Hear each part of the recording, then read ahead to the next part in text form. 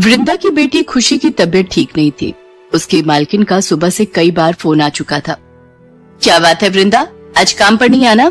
सारे बर्तन पड़े हुए हैं और तू है कि तेरा कुछ पता ही नहीं है।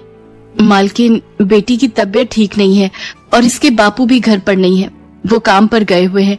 मैं बेटी को अकेला छोड़कर नहीं आ पा रही हूँ। मुझे कुछ नहीं सुनना, चुपचाप काम पर आ, नहीं तो मुझे कोई और काम वाली ढूंढने में देर नहीं लगेगी। अब क्या करूं? रोशनी बेटिया सुन, अब तबीयत कैसी लग रही है? माँ, अब दवाई लेकर ठीक लग रहा है। हाँ, बुखार तो उतरा हुआ है। एक काम कर बिटिया, तू मेरे साथ काम पर चल। तू वहाँ बैठ जा ना, तब तक मैं काम निपटा लूंगी। घर पर अकेला छोड़कर जाने का मन नहीं, और अगर काम पर नहीं गई तो मालकिन दूसरी काम वाली रख लेंगी। दिवाली के दिन है बिटिया, मालकिन का कोई भरोसा नहीं, रख लिया तो काम हाथ से चला जाएगा। चल चप्पल पहन, हम चलते हैं। वृंदा रोशनी के साथ काम पर पहुंचती है। अब तू इस बीमार को साथ ले आई, काम करेगी या इसे संभालेगी? मालकिन, घर पर अकेली रुकती तो ये घबरा जाती, यहाँ चुपचाप बैठी रहेगी, ये तंग नहीं करती। रोशनी बेटा, तू वहाँ सामने बैठ जा, पहले बर्तन कर ले, फिर पंखे भी साफ करने हैं। ठीक है मालकिन। तभी मालकिन की बेटी और पति भी आ जाते हैं। सौम्या, तुम्हारी लाडली खुशी ने देखो कितनी सारी शॉपिंग की है। मम्मी देखो, ये अनार, फुलझड़ी, रॉकेट और कितने सारे पटाखे, ये चॉकलेट्स, और ये देखो मम्मी, मैंने अपने लिए मॉर्निंग में पहनने के लिए अलग ड्रेस ली। वो कल मेरी सारी फ्रेंड्स आएंगी ना, तो दिवाली पार्टी में न्यू ड्रेस पहनूंगी।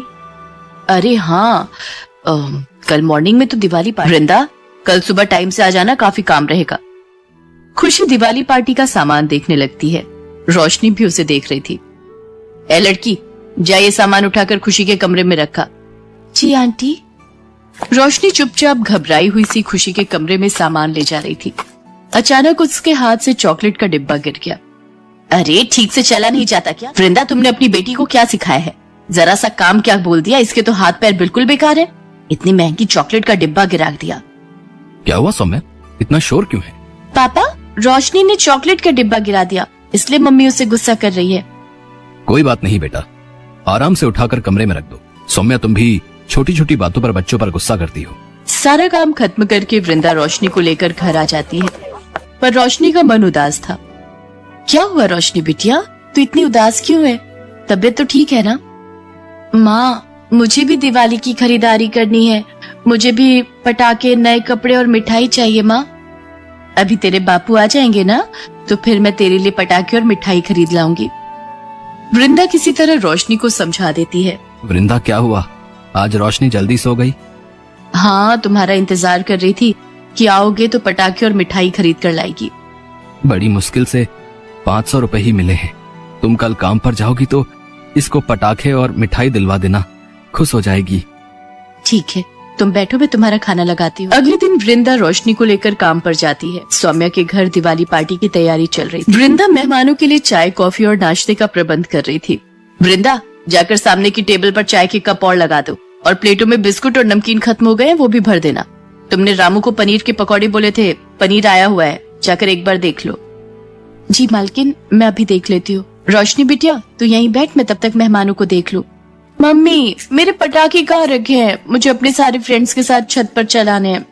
सौम्या का ध्यान रिश्तेदारों और दोस्तों में था। वो खुशी की बात को अनसुना कर देती है। खुशी अपने दोस्तों को लेकर छत पर जाती है। रोशनी ये सब देख रही थी। वो भी पटाखे देखना चाहती थी।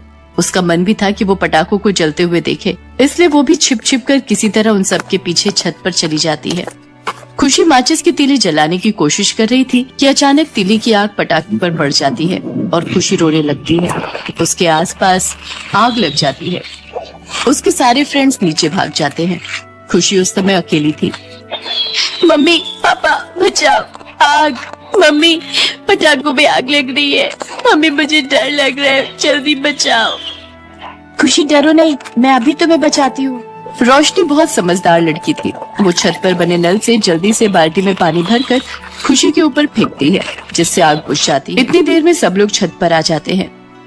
खुशी, मेरी बच्ची, तू ठीक तो है ना? तुझे कुछ हुआ तो नहीं? तुम ठीक तो हो ना बेटा? ये आग कैसे लगी? पापा मम्मी, गलती मेरी है। मैं आप दोनों के बिना अकेले पटाखे चलाने आ गई। मेरे हाथ से माचिस की तीली जल गई और पटाखों पर पड़ गई। मम्मी पापा, रोशनी ने बाल्टी में पानी भरकर मेरे ऊपर फेंका तो आग बुझ गई, वरना सारे पटाखे जल जाते। रोशनी बेटा, थैंक यू सो मच। मेरे बच्चे, तुमने आज खुशी की जान बचा ली। You are so sweet baby. सब नीचे आ जाते हैं। सौम्या रोशनी से बहुत प्यार से बात करती है। इसके बाद खुशी अपने सब फ्रेंड्स के साथ दिवाली की पार्टी करती है। रोशनी बेटा, तुम भी बच्चों के साथ खेलो। जाओ देखो सब कितनी मस्ती कर रहे हैं। सब लोग मिलकर दिवाली की पार्टी करते हैं। सब मेहमानों के जाने वृंदा भी घर जाने लगती है। वृंदा, ये कुछ उपहार हमारी तरफ से रोशनी और तुम्हारे लिए है और मैं अपने व्यवहार के लिए बहुत शर्मिंदा हूँ।